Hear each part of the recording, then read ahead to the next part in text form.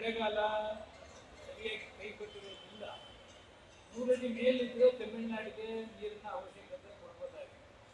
ಕರ್ನಾಟಕದಲ್ಲೇ ಬೆಳೆಗೆ ನೀರು ಕೊಡ್ತಾ ಇಲ್ಲ.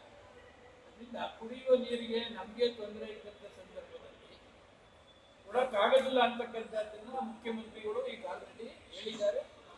ನಮ್ಮ ಮಂತ್ರಿಗಳು ರಾಮಲಿಂಗಾರೆಡ್ಡಿಯವರು ಕೂಡ ಹೇಳಿದ್ದಾರೆ. ಕರ್ನಾಟಕದ ಎಲ್ಲ ಜನಪರ ಸಂಘಟನೆಗಳು ಕೂಡ ಹೇಳಿದ್ದಾರೆ. ಅದರಿಂದ ಸರ್ಕಾರ ಯಾವುದೇ ವಿಧವಾದ ನಿರ್ಧಾರ ತೆಗೆದುಕೊಳ್ಬಾರ್ದು.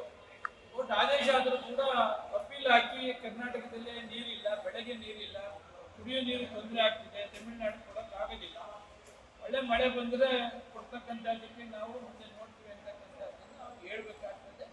ಸರ್ಕಾರನೂ ಕೂಡ ಅದ್ರ ಬಗ್ಗೆ ಚಿಂತೆ ಮಾಡ್ತಾ ಇದ್ದಾರೆ. ಇನ್ವೈಟ್ ಮಾಡ್ತಾ ಇರೋದು ಒಳ್ಳೆ ಕಂಡೀಷನ್ ಇದೆ, ಅವರಿಗೆ ತೋರಿಸ್ಬೋದು ಕರ್ನಾಟಕದಲ್ಲಿ KRS ಏನಿದೆ, ಎಷ್ಟು ಲಕ್ಷ ಎಕರೆಗೆ ಬೆಳೆ ಆಗ್ತದೆ, ಇದುವರೆಗೂ ಬೆಳೆಗೆ ನೀರು ಕೊಡ್ತಾ ಇಲ್ಲ, ಕುಡಿಯುವ ನೀರಿಗೆ ಸಾಕಾಗ್ತಾ ಇಲ್ಲ. ಅದರಿಂದ ತಮಿಳುನಾಡು ಮುಖ್ಯಮಂತ್ರಿಗೆ KRS ಅಣೆಕಟ್ಟು ಸುತ್ತಮುತ್ತಲು ಏನು ಪ್ರಾಬ್ಲಮ್ ಆಗ್ತಾ ಇದೆ ಅಂತ ಹೇಳ್ತಕ್ಕಂಥದ್ದು ಸರ್ಕಾರ ಒಳ್ಳೆ ಡಿಸಿಷನ್ ತೆಗೆದುಕೊಂಡಿದೆ. ತಪ್ಪೇನಿಲ್ಲ, ಅದರಲ್ಲಿ ಇನ್ವೈಟ್ ಮಾಡಲಿ.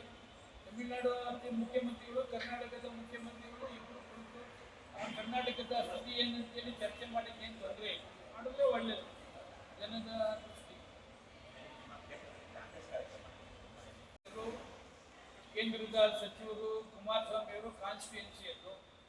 ಕುಮಾರಸ್ವಾಮಿ ಅವರು ಇದ್ರ ಬಗ್ಗೆ ಚಕ್ಕರ ಎತ್ತಲೇಬೇಕಾಗ್ತದೆ. ಯಾಕೆಂದ್ರೆ ಅವ್ರು MP ಅಲ್ಲಿ ಕೇಂದ್ರದ ಸಚಿವರು, ಅವ್ರು ಏನಾರ ಧ್ವನಿ ಎತ್ತದೇ ಹೋದ್ರೆ ಮಂಡ್ಯ ಜನ ತಿರುಗಿ ಬೀಳ್ತಾರೆ.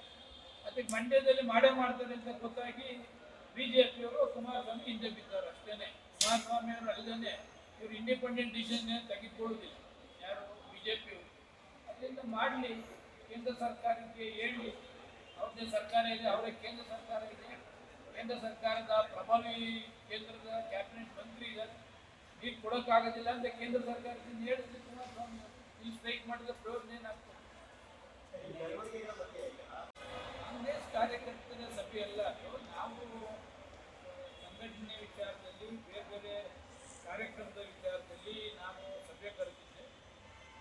ಅವರು ಕೆಲವರು ಕಾಂಗ್ರೆಸ್ ಕಾರ್ಯಕರ್ತರು ಅವ್ರನ್ನ ಪಕ್ಷದವ್ರನ್ನ ಕರೆಸಿದ್ರು.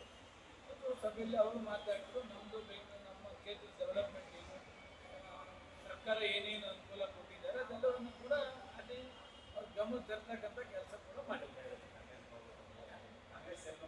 ಕಾಂಗ್ರೆಸ್ ಸೇರುವುದಿಲ್ಲ, BJP ಬಿಡುವುದಿಲ್ಲ. 2028ಕ್ಕೆ ತೀರ್ಮಾನ. ಈಗ ಸದ್ಯಕ್ಕೆ ಏನು ಇಲ್ವಲ್ಲ, ಎಲೆಕ್ಷನ್ ಯಾವುದು ಇಲ್ಲ. 2028ಕ್ಕೆ ಕ್ಷೇತ್ರದ ಎಲ್ಲರನ್ನ ಜನರ ಕರೆಸಿ ಏನು ತೀರ್ಮಾನ ಮಾಡಬೇಕು ಮಾಡ್ತೀವಿ. ಎರಡನೇದು, ವಿಶೇಷವಾಗಿ ಹೈಕೋರ್ಟ್ ತೀರ್ಮಾನ ಮಾಡಿರ್ತಕ್ಕಂಥದ್ದು ನಾನು ಸ್ವಾಗತ ಮಾಡ್ತೇನೆ. ನೈಸ್ ಕಂಪ್ನಿ, ನೈಸ್ ವಿಚಾರದಲ್ಲಿ ನಾನು ಅಸೆಂಬ್ಲಿಯಲ್ಲಿ ಮಾತಾಡ್ತಾ ಇದ್ದೇನೆ, ಬೇರೆ ಬೇರೆ ಕಡೆನೂ ಮಾತಾಡ್ತಾ ಇರ್ತೇನೆ.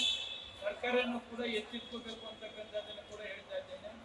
ಸಾವಿರಾರು ಎಕರೆನ ಏನು ನೈಸ್ ಅನ್ನೋ ಹೆಸರಿನಲ್ಲಿ ತೆಗೆದುಕೊಂಡಿದ್ದಾನೆ, ಅದೆಲ್ಲವನ್ನ ಕೂಡ ಡೀಟೇಲ್ಸ್ ಎನ್ಕ್ವೈರಿ ಮಾಡಬೇಕಾಗ್ತದೆ.